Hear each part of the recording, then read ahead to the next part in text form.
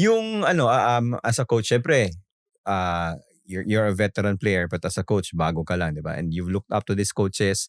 Kanino ka na-excite makipag-match wits sa mga... Siyempre, yung mga coach. Actually, medyo siyempre nakaka-intimidate pa rin eh. Pag talaga? nakikita mo sa sidelines, na coaching, team ko, Chot Reyes, medyo Coach Leo.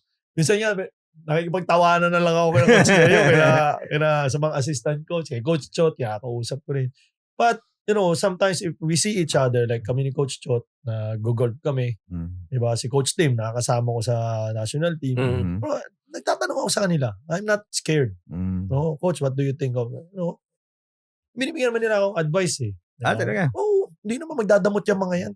Yun nga yung parang kumbaga... That's why they are the best coaches here in the Philippines. Si-share nila. Kahit nga... Yun yung point mo, di ba? Na parang kailangan hindi talaga... Hindi mo pwedeng itago. Kasi isipin mo, kung gusto lang, bawas Tim Cone, the winningest coach now in the PBA, kung gusto niya itago lahat ng ginagawa niya, kaya ang assistant coach niya sa national team, Jong Wichico, Josh Reyes, ako, iba-ibang team na kami.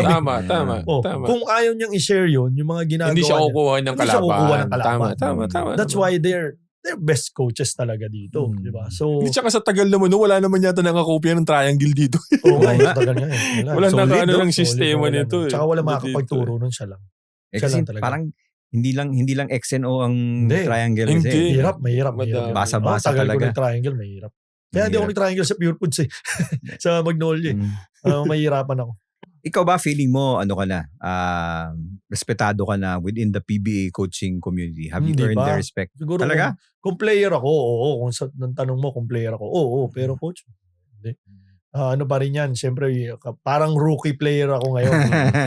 Ang kalaban, ang ano lang nito, hindi ito na-welcome eh. Oo, hindi pa eh, wala pa eh. So, hindi ko pa nararamdaman na, ma-eliminate, magiging. Ang hirap pag natatalo.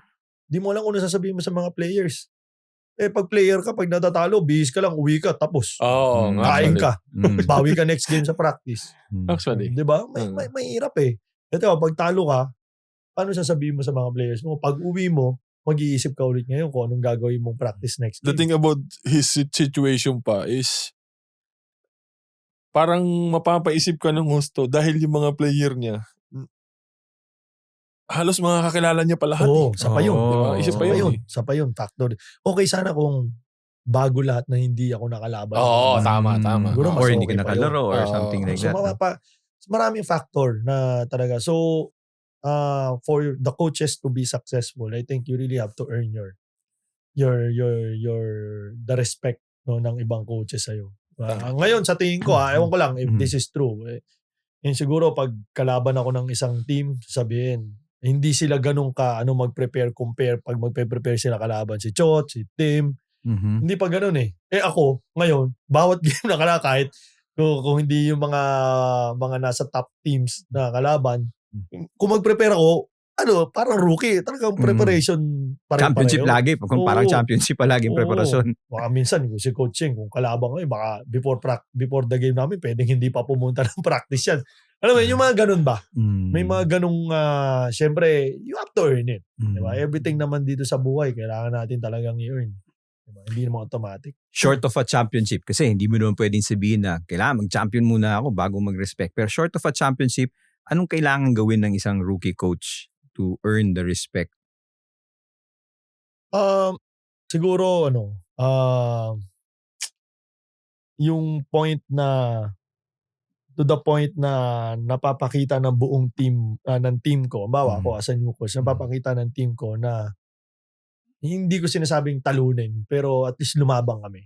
Tama. Oo. Tama. Nakikita niyo lumalabang kami. Consistently competitive. Consistently competitive. No, day in, day out nakikita. So siguro doon, we're not talking about championship kasi mahirap talaga mag-champion sa PBA. Mahirap mag-champion.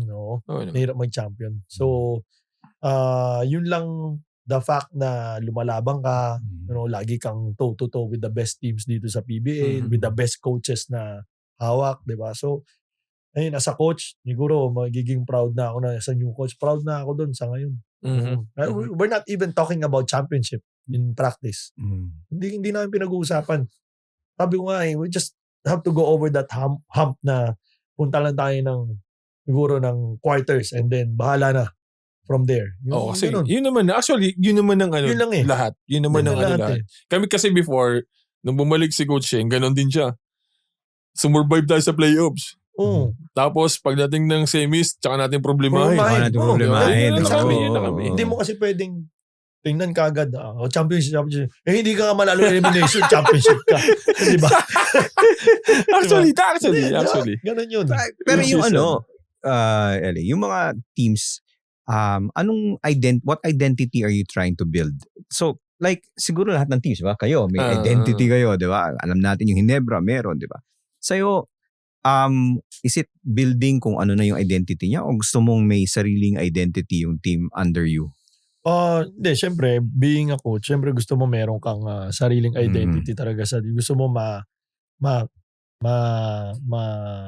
matag yung team mo na meron kang identity. Yes, ako ngayon ang pinaka gusto ko talagang itag sa team namin is we want to be a defensive team talaga. Yun lang.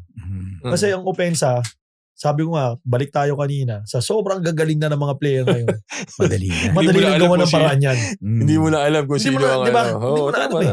Pero, paano tayo makakuha ng opensa kung hindi tayo dumidepensa? Tama.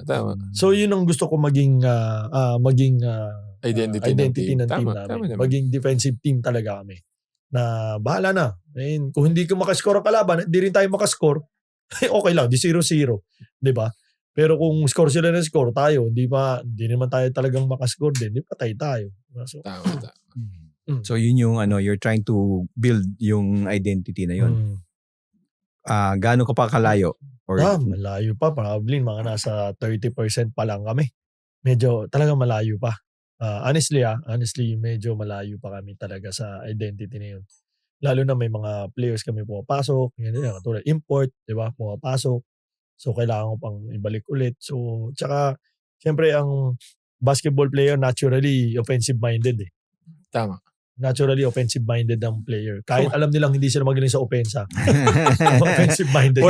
Ganun talaga Walang player na gusto lang dumipensa. Walang player na gusto dumipensa. Kaya very special yung isang player na talagang gusto lang talaga dumipensa. Gusto lang stopper. Yes.